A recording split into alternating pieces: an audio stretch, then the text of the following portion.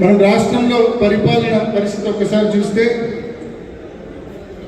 అమరావతి విషయమై ఇటీవల పార్లమెంటులో చట్టం చేసినారని చెప్పి పెద్ద ఎత్తున వీళ్ళందరూ వేడుకలు చేస్తూ ఉన్నారు. ఏపీ రీఆర్గనైజేషన్ యాక్ట్ అనేది 2013లో జరిగింది. దానికి చిన్న అమెండ్మెంట్ అంతే. సెక్షన్ 5(1)లో 10 సంవత్సరాల పాటు హైదరాబాద్ మనకు కామన్ క్యాపిటల్గా ఉంటుందని చెప్పారు. సెక్షన్ 5(2)లో 10 సంవత్సరాల తర్వాత ఆంధ్ర రాష్ట్రానికి ఇట్స్ ఓన్ క్యాపిటల్ ఉంటుంది అని చెప్పినారు. ఇది చట్టం 2013లో చెప్పింది. దీంట్లో ఇట్స్ ఓన్ క్యాపిటల్ అనే దాని పక్కన 2 అక్షరాలు రాపించినారు, అట్ అమరావతి అని. దానికి ఈ లోకేష్, చంద్రబాబు నాయుడు గారు ఎంత బిల్డప్ ఇస్తారంటే 2 అక్షరాలే, ఈ 2 అక్షరాలే అట్ అమరావతి అనే 2 అక్షరాలు ఆ చట్టంలో అమెండ్మెంట్ చేయించుకున్నారు. ఏపీ రీఆర్గనైజేషన్ యాక్ట్ 2013లో ఏదైతే పాస్ అయిందో అది మొన్న 2026లో దానికి చిన్న మార్పు, అట్ అమరావతి అనే 2 అక్షరాలు మాత్రమే యాడ్ చేసి ఆ చట్టానికి ఎంత బిల్డప్ 4-5 రోజులుగా ఇస్తున్నారో మనం చూస్తున్నాం. లోకేష్ ఏమో రాజ్యసభలో దండం పెట్టడము, చంద్రబాబు నాయుడు ఏమో కింద సాష్టాంగ నమస్కారం పెట్టడము, వీళ్ళ పబ్లిసిటీ చూసి నిజంగా ఎగుడు పుట్టే కార్యక్రమం జరుగుతూ ఉంది. ఎందుకంటున్నా అంటే కేవలము అట్ అమరావతి అనే 2 అక్షరాల కోసం మీరు ఇంత బిల్డప్ ఇస్తున్నారే, అదే ఏపీ రీఆర్గనైజేషన్ యాక్ట్లో అదే చట్టంలో 2013లో పాస్ అయిన చట్టంలో మరి ఎన్నో అంశాలు ఉన్నాయి. కడపలో ఉక్కు పరిశ్రమ పెట్టాలన్న అంశం ఉంది, అది అడిగినారా? లేదు. సెక్షన్ 94లో బ్యాక్వర్డ్ డిస్ట్రిక్ట్స్, రాష్ట్రంలో ఉన్న ఉత్తరాంధ్ర, రాయలసీమ జిల్లాలు బ్యాక్వర్డ్ డిస్ట్రిక్ట్స్ అభివృద్ధి చేయాలి అని ఉంది, అది అడిగినారా? లేదు. అదే పార్లమెంట్లో అప్పటి ప్రధానమంత్రి ప్రత్యేక హోదా ఆంధ్ర రాష్ట్రానికి 10 ఏళ్ల పాటు ఇస్తామన్నారు, అది అడిగినారా? లేదు. ఇవేం అడగల, కేవలం 2 అక్షరాలు ఆ చట్టంలో యాడ్ చేయించుకునేందుకు ఇంత బిల్డప్ చంద్రబాబు నాయుడు గారు, లోకేష్ గారు, వాళ్ళ పార్టీ మొత్తం. అంటే నిజంగా ప్రజలకు ఏం ఒరిగింది అంటే ఏమీ లేదు, శూన్యం. ఒకటే చెప్తా ఉన్నా, అమరావతి అనేది ఒక మారుమూల ప్రదేశం.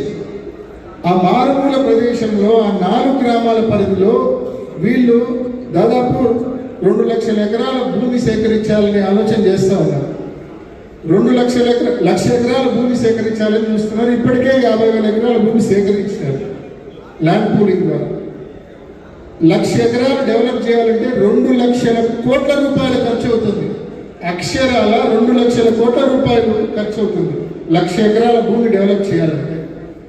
మరి వాస్తవంగా సాధ్యమా? అంత డబ్బు మన దగ్గర ఎక్కడుంది?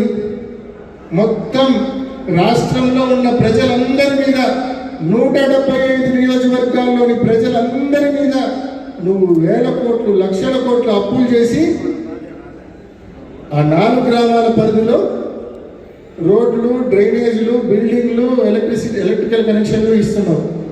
ఇది భావ్యమేనా? ఇది సబబేనా? ప్రతి ఒక్కరు ఆలోచించండి. మనందరి మీద రాష్ట్ర వ్యాప్తంగా 175 నియోజకవర్గాల్లోని ప్రజానీకం మీద 1,000 కోట్లు, లక్షల కోట్లు మనందరి నెత్తి మీద అప్పు చేసి ఈ ప్రభుత్వం ఆ 4 గ్రామాల పరిధిలో లక్షల కోట్ల రూపాయలు పెట్టుబడి పెడతా ఉంది. ఏం సాధిస్తాం దాంతో? జగన్మోహన్ రెడ్డి గారు మొన్న ఒక ప్రతిపాదన చెప్పారు. మచిలీపట్నము ఆల్రెడీ అక్కడ ఒక సీపోర్ట్ ఉంది, నిర్మాణంలో ఉంది, పూర్తి కావచ్చు. అదేవిధంగా గన్నవరంలో ఒక పెద్ద ఇంటర్నేషనల్ ఎయిర్పోర్ట్ ఉంది, ఇప్పుడు ఇంకా అభివృద్ధి చెందుతూ ఉంది. విజయవాడ, గుంటూరు నగరాలు పూర్తిగా హైవేతో కనెక్ట్ అయినవి ఇవన్నీ కూడా. నేషనల్ హైవే ఉంది, ఒక పెద్ద ఇంటర్నేషనల్ ఎయిర్పోర్ట్ ఉంది, సీపోర్టు ఉంది. ఇదంతా ఒక క్లస్టర్గా ఫామ్ చేసి మావిగన్నని నామకరణం, మావిగన్ కాకుండా ఏ పేరైనా పెట్టుకోండి, మీ ఇష్టం, పేరు ఏదైనా పెట్టుకోండి. ఒక క్లస్టర్గా ఫామ్ చేసి మనం 2 లక్షల కోట్ల అవసరంలా 20,000 కోట్ల రూపాయలు పెడితే చాలు, మొత్తం కావాల్సిన ఇన్ఫ్రాస్ట్రక్చర్ అంతా మనం క్రియేట్ చేయొచ్చు.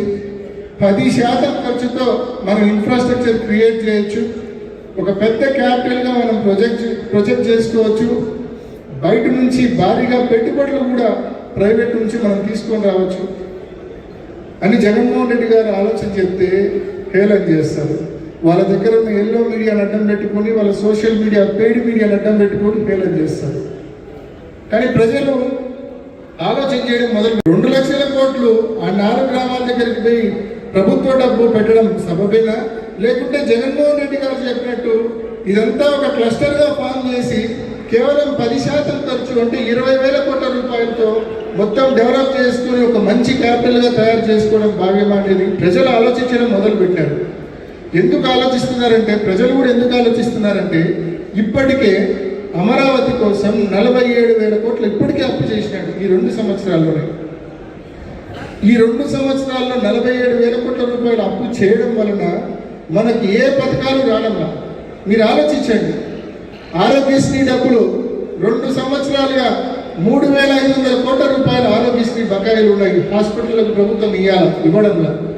ఫీజు రీయింబర్స్మెంట్, పిల్లలకు సంబంధించిన ఫీజులు 2 ఏళ్ళైంది, ₹1 కాలేజీలకు ఇవ్వాల, పెండింగ్ ఉంది. దాదాపు 3,000 కోట్ల రూపాయలు పెండింగ్ ఉంది.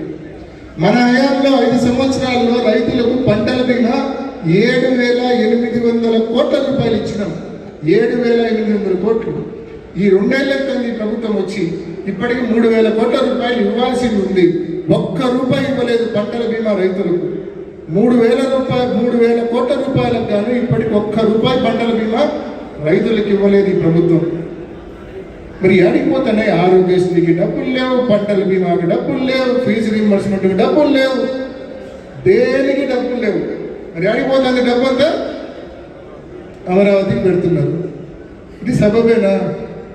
మీరు ప్రభుత్వం నుంచి ఇంత పెట్టి ప్రైవేట్ పెట్టుబడులు భారీ ఎత్తున తీసుకొని రావాలి, కానీ మొత్తం ప్రభుత్వ ఖజానా నుండి డబ్బంతా తీసి మీరు ఆ 4 గ్రామాల పరిధిలో పెడితే ఈ 175 నియోజకవర్గాలు ఏం కావాలా, ఈ ప్రజానీకం అంతా ఏం కావాలన్న ఒక ఆలోచన మరి ఎందుకు ఈ ప్రభుత్వానికి, ముఖ్యమంత్రి గారికి తట్టడం లేదో ప్రతి ఒక్కరు కూడా ఆలోచించాల్సిన అవసరం ఉంది. దీనికి కారణం ఒక్కటే, పెద్ద ఎత్తున అమరావతిలో ఇన్సైడర్ ట్రేడింగ్ రూపంలో ఫస్ట్ తిరువూరులో క్యాపిటల్ అన్నారు. 2014లో చంద్రబాబు నాయుడు ముఖ్యమంత్రి అయితే తిరువూరు ఫేర్ క్యాపిటల్ అన్నారు.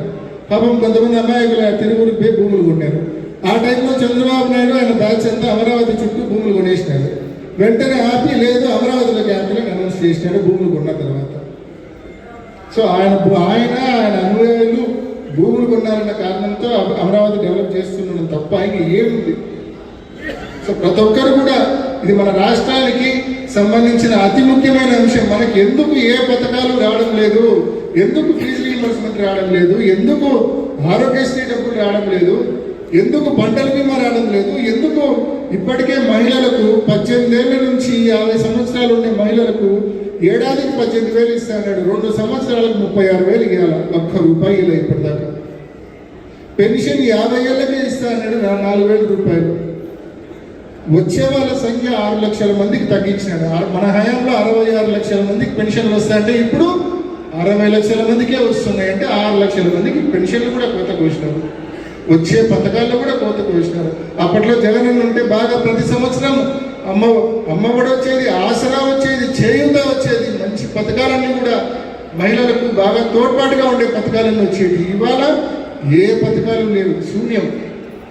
కాబట్టి ప్రతి ఒక్కరు కూడా ఆలోచన చేయమని కోరుతా ఉన్నా. పోనీ అప్పులు ఏమైనా తక్కువ చేసినారా అంటే అది కూడా మనం 5 ఏళ్ల హయాంలో జగనన్న ప్రభుత్వంలో కోవిడ్ ఉన్నాయి, మరొక ఇబ్బందికరమైన పరిస్థితి ఉన్నాయి. 5 సంవత్సరాల్లో మనం 3,32,000 కోట్ల రూపాయల అప్పు మనం చేసినాం, మన హయాంలో చేసినాం.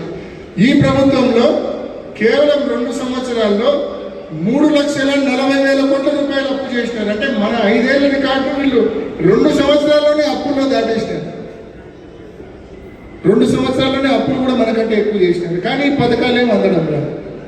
కాబట్టి ప్రతి ఒక్కరు కూడా ఈ డబ్బులంతా ఎక్కడికి పోతున్నాయి అనేది ప్రతి ఒక్కరు ఆలోచన చేయమని మీ అందరినీ కూడా మనవి చేసుకుంటూ, మన ప్రాంతానికి సంబంధించిన మరొక ముఖ్యమైన అంశము మీ అందరికీ అవగాహన ఉండాల్సిన అంశం రాయలసీమ ఎత్తిపోతల పథకం. జగనన్న ప్రభుత్వంలో రాయలసీమ ఎత్తిపోతల పథకానికి మనం శంకుస్థాపన చేసినాం. దాని ప్రాముఖ్యత ఒక 2 నిమిషాలు, దాని ప్రాముఖ్యత కూడా మీరందరూ కూడా వినాల్సిన అవసరం ఉంది.